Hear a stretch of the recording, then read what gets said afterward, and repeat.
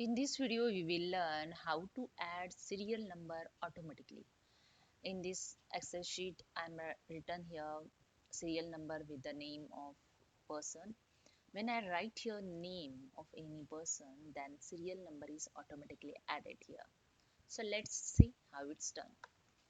When I write here name any, suppose I write here Geeta, then you can see here the serial number is added.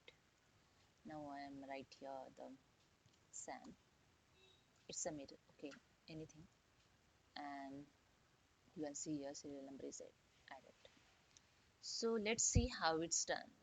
First, I just add here the serial number and name.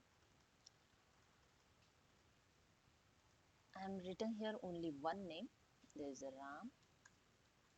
Okay, now I'm here. Use sequence function.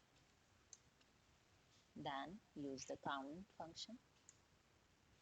Then I'm use here the G column with the cell number 3 for name.